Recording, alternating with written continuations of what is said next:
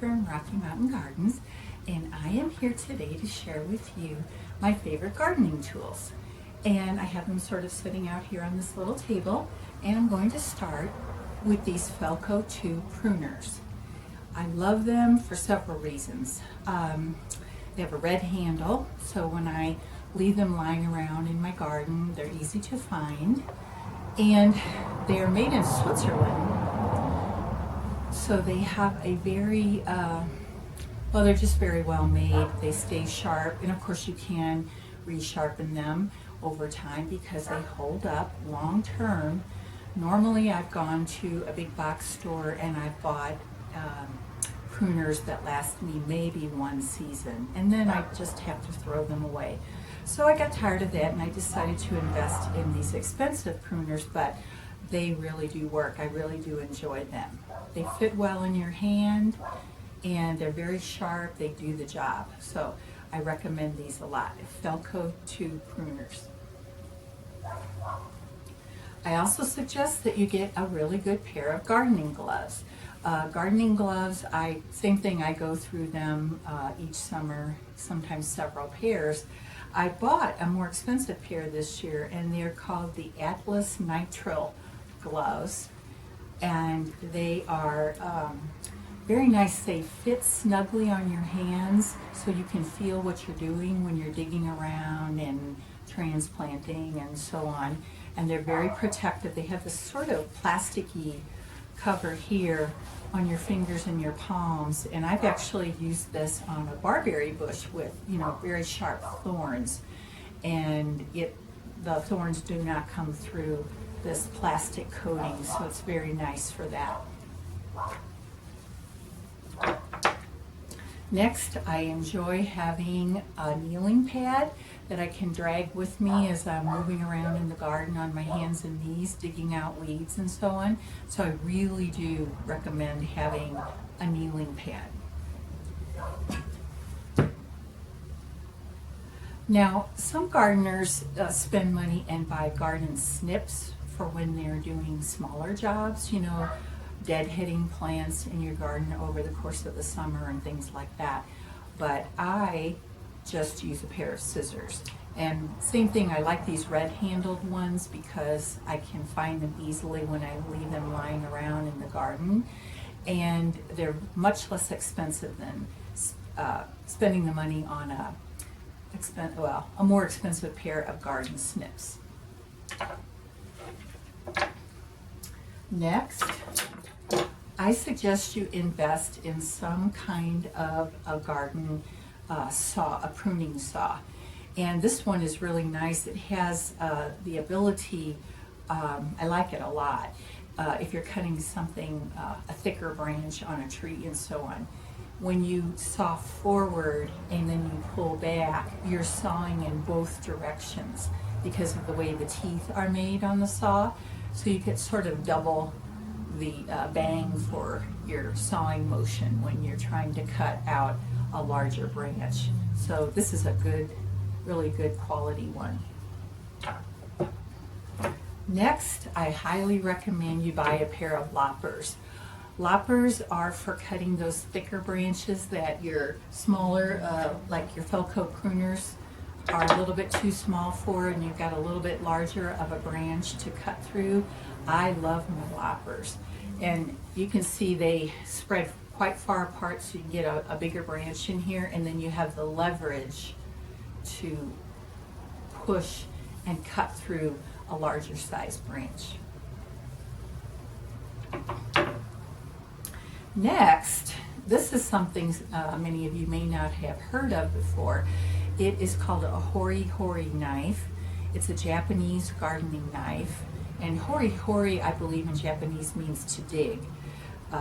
But this Hori knife is fantastic. I've had it for quite a few years. They are expensive, but they're an investment that you'll have for your gardening for years to come. I like it because it has a narrow blade, and it's great for digging out weeds. And then it also has a fairly sharp knife edge here, serrated edge, which allows you, if you're dividing perennials, for example, let's say you're digging up a daylily and you've got a root clump, you can take this Hori knife and lay that root clump down and literally cut through the root ball using just this blade on your Hori knife. Pull the two pieces apart, and then you have, two plants that you've divided, and you've got now two plants that you can put in your garden, move them around in areas you'd like them to be. So that's a great tool. Next, I would like to show you this spearhead blade. I hope you can see it. I'll hold it like this. Maybe you can be sure to see the whole side of it, or from one end to the other. It's called a spearhead spade, and as you can see, the shovel portion is more narrow for you, and this is a fantastic tool to have as opposed to your traditional shovel. This is fantastic for digging through tree roots, or if you're trying to dig up a plant that you decided you want to remove from your garden and you've got to get in there and get those roots out and dig around, a circle around it so you can pull the whole thing up in one clump. This spearhead spade works fantastically for that. I've already used it this spring to dig up several things, and oh my goodness, so much easier than using a traditional shovel. Just makes your job easier. So this is a great investment.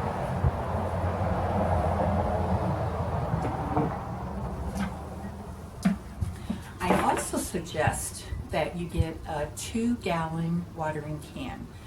This one is, I have to say, not the best one because it has no options. A lot of watering cans, and if you look around, you can find them. This spout that is the sprayer part screws off so that you can then detach it and have a thinner portion here to water in between plants in a container, for example, rather than pouring out the sprayer part on top and getting all the leaves and the flowers wet, which sometimes can encourage powdery mildew and things like that. So a 2-gallon watering can, I think, is essential for watering your containers.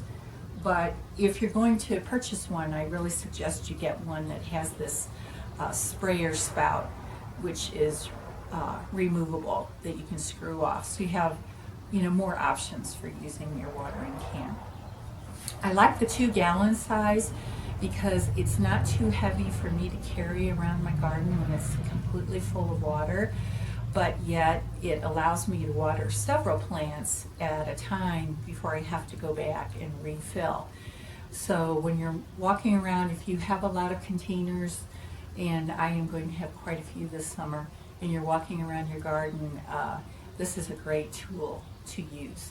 I really enjoy it. It's also great for when you want to fertilize your plants, because you can read the directions on your fertilizer, put it in your can, usually a water-soluble fertilizer, fill it up, and then you can use the watering can to go around that day and water all your plants as you normally would, except you're adding the fertilizer at the same time. So it's a good time saver. And last but not least is this interesting contraption. It is called a Weasel Weedpopper. If you can see it on the this portion of the tool, it has the name. And as you can see, if you are looking here closely, it has 2 blades, and you actually, and then a foot part here for you to push down. I'm actually going to attach a little video of me using it so you can see how it works.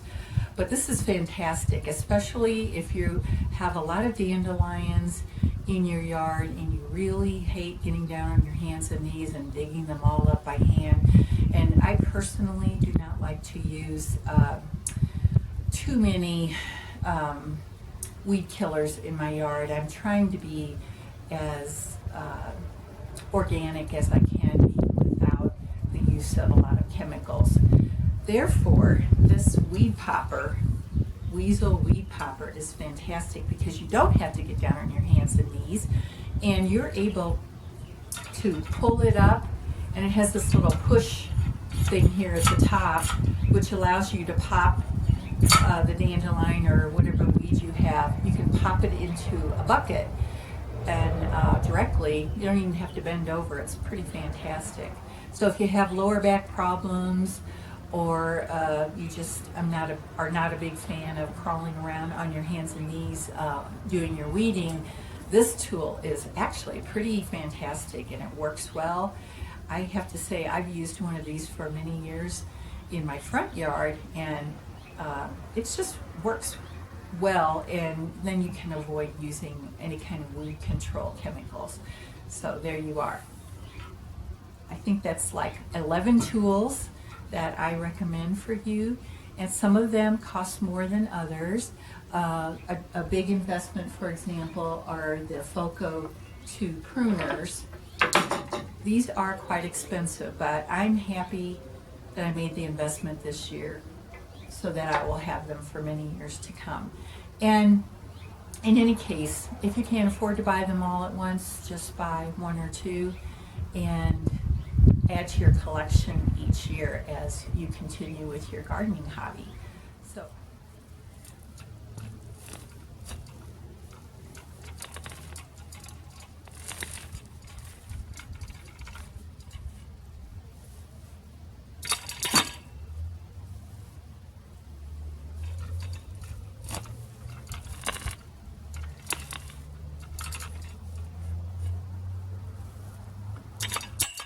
So I will put links down below my video, which will show you where you can find a lot of these tools.